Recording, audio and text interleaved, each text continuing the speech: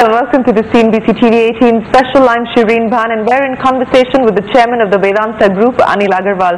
Mr. Agarwal, appreciate you joining us here on CNBC-TV18. Let me start by asking you about the final sort of move towards the government uploading its residual stake in HZL and BALCO to you. We understand now from our sources in the government that as far as BALCO is concerned, the government is looking at the possibility of going the IPO route. This is not a new idea. It's not a new suggestion. It was made to you in 2008, and at that point in time I understand that you had unambiguously opposed the move to go for an IPO for BALCO. Where do you stand on that today? As long as the process is clear, we haven't looked at. But if that is practical, that's fine. As long as the process is complete, we are holding we have the more than 51%, we have 70%, we have 51%, we are running the company. We have to cost a lot of money. No, that's true. But we will see. If it is a practical, we will accept it. Do you believe that the proposal that the Mines Ministry has floated apparently at this point in time, that the government offload 5%, that you offload 5% and you go in for an IPO for BALCO, which will perhaps be the best method of price discovery, are you in favor of that? No, it's not a question of favor or not favor. It's a question of whether we can, is it practical. Is it practical? If it is a practical, we will do it. So do you believe it's practical? I have not looked at, but by now, if it is a practical, we will do it. See, the whole intention is government and we are not two. What we are looking to take the country forward. And in this process, we need to, they are looking forward to divest. We are ready to support for the divestment. It's a large money. We are holding that money for a long time. We need an independent, good process.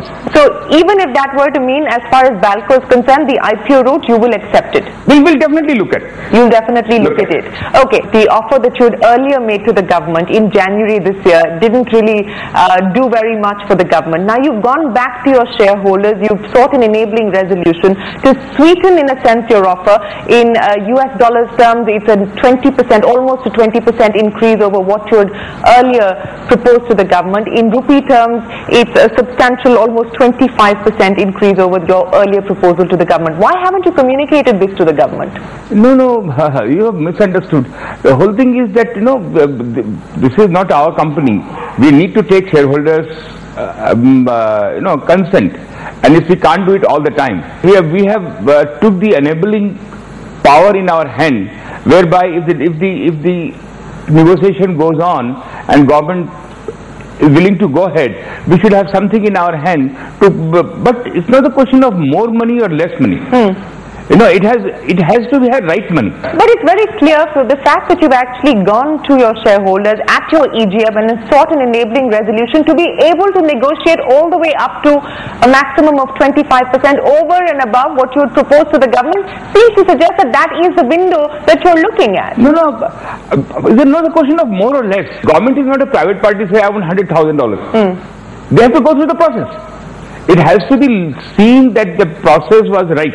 So there is a possibility of it being more if the valuation were to actually work out more than you have currently estimated. We can always withdraw, so it's not acceptable. Or they can withdraw, anything can happen.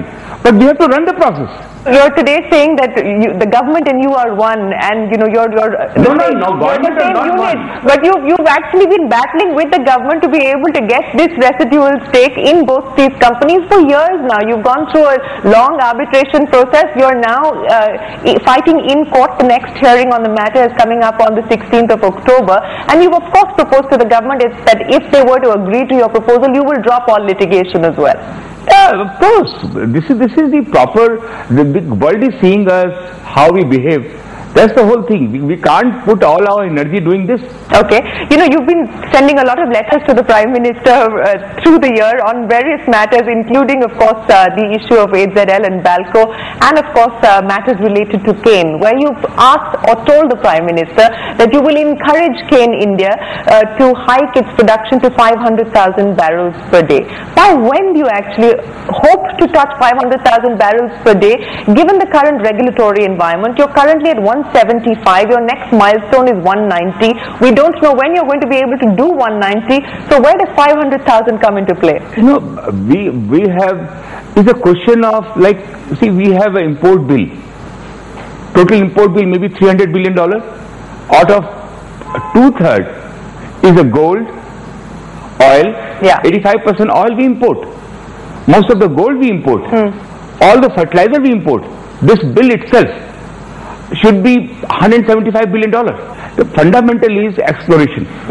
Exploration should be focused as you give focus on infrastructure. But let me ask you this, because this is something that we hear from your peers who are operating in the oil and gas sector, whether it's Reliance or it's now BP who's partnering with Reliance. There is a degree of frustration with how slowly things are moving in terms of getting clearances, in terms of approvals from the DGH.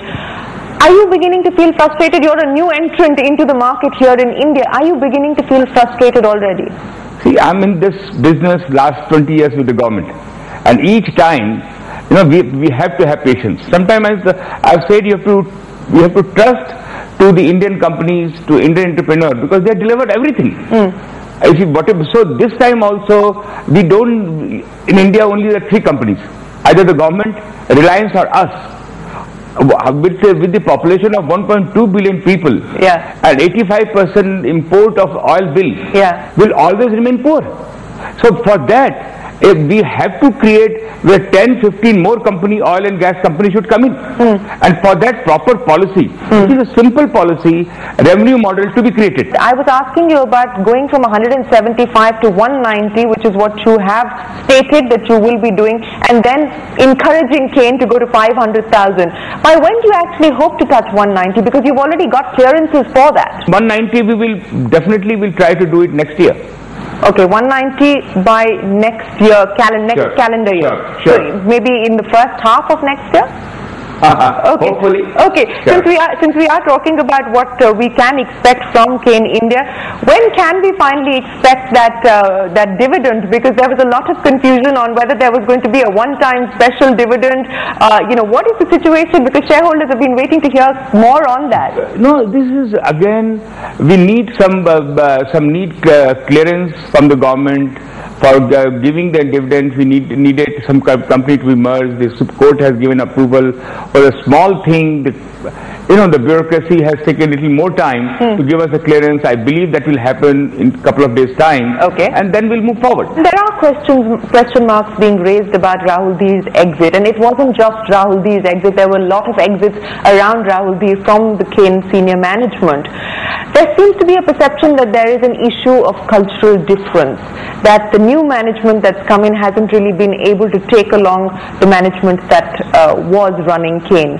How do you respond to that?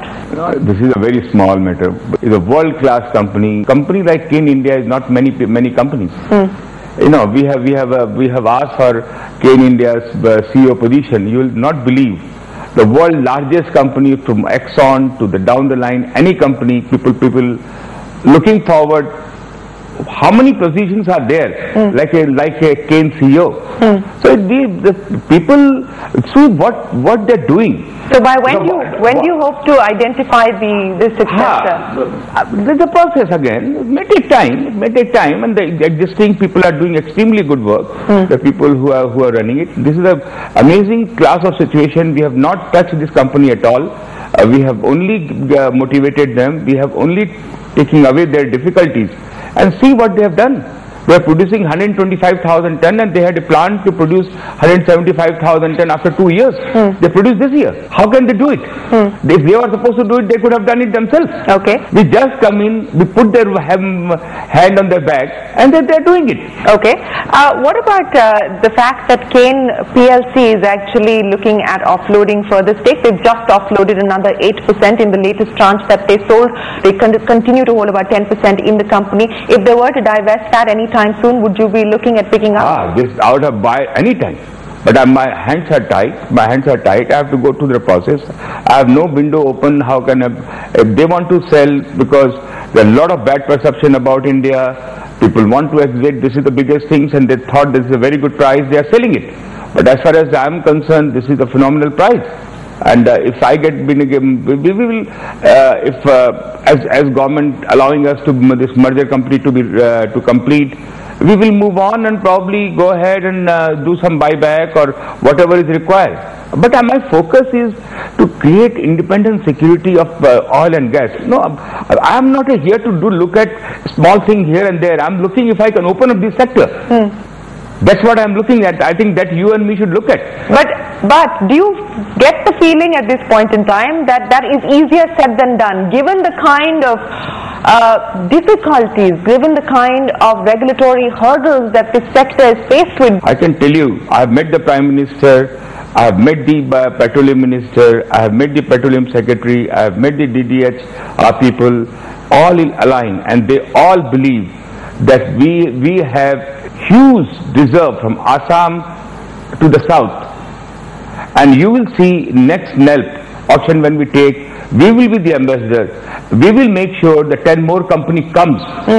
They make investment. You do know there were not too many takers for the last NELP round. It was very, very lukewarm response. So you're saying Anil Agarwal will be the brand ambassador for the government's next NELP round? For anything we have delivered. You're talking about how you want to be the brand ambassador for the oil and gas sector in India. Not brand ambassador. Sure, I get your point. That's an interesting television way of putting it. But let me ask you about the coal sector. You're part of the Nav Bharat block, which is surrounded by controversy, and FIR has actually been filed against that. You're one of the 5 players who are part of that block. Now that the government is talking about the possibility of auctioning deallocated blocks, how serious are your efforts actually going to be as far as coal auctions are concerned? See, it's again question of whether it's the coal, whether it's the iron ore, whether it's a bauxite, whether it's oil and gas, is all talk about our natural resource. And we have to be independent. And we have to have a clear-cut policy. So do you believe auctions are the best way? Of course, whatever has happened, because we are getting robbed. If you see, most of the money goes to the government. Almost 60%. It has to be revenue model. Yeah. And most of the money goes to the government. 60% to 70% goes to the government. You remain with the 30%. In oil, we remain only with the 12%. In that, we have to pay our salary. We have to give the dividend, and we have to put all the investment. Yeah. So it's a win-win situation to create a job today. You see, look at the aluminium sector. Sure. See the aluminium sector. Aluminium is a natural material for India.